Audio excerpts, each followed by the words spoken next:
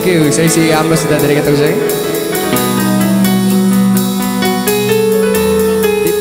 Deepak Nikhawzada dari Katong saya.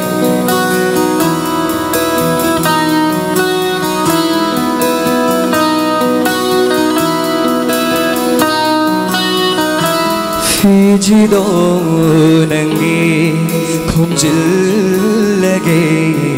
hithara samlang dusu sakhone nangu naning damna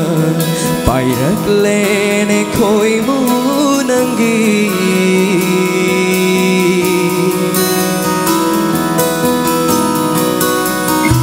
Fijido nangi khomjillage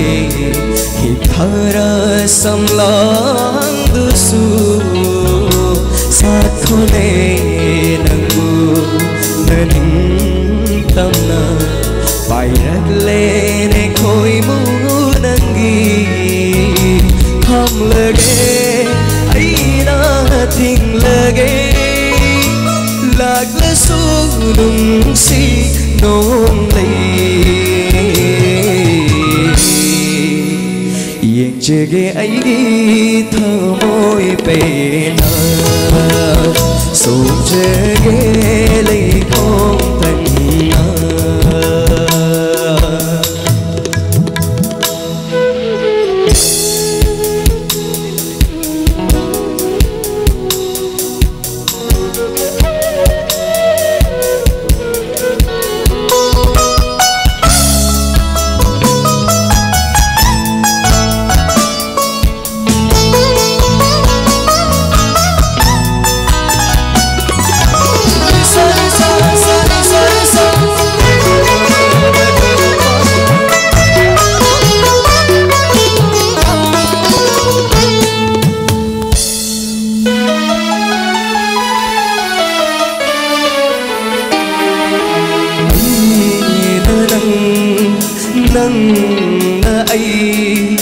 nâng ai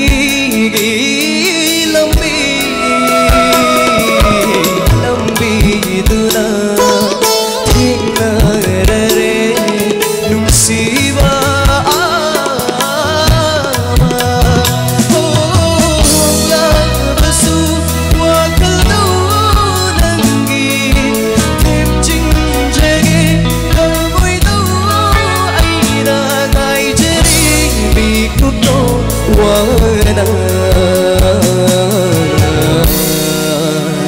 ai na nang bu cơ ya nung shiva khang lakni mang tâm du la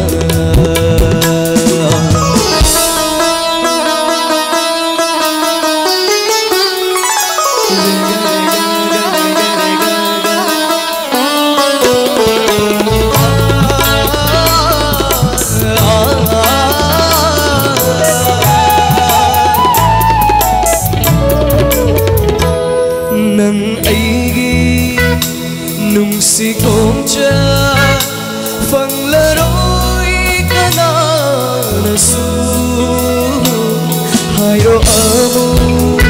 ấm na chilu na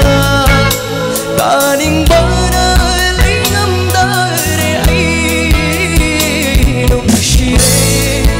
si nâng ta một cái su mang cái su linh li pali pumbana lagi ai di lem li nung si nang tegi bapo kuling nung si nang tegi Fijido nangi khomjillage hithara samlang dusu sakhone nangu naning tamna pairak lene khoimu nangi tham lage aina thing lage lạc để xuống nung si nôn lệ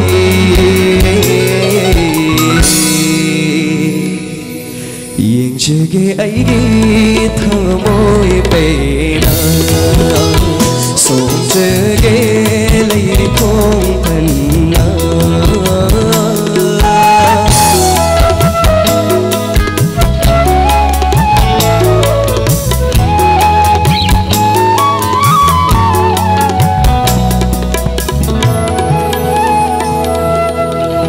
Thank you, 다 같이 우리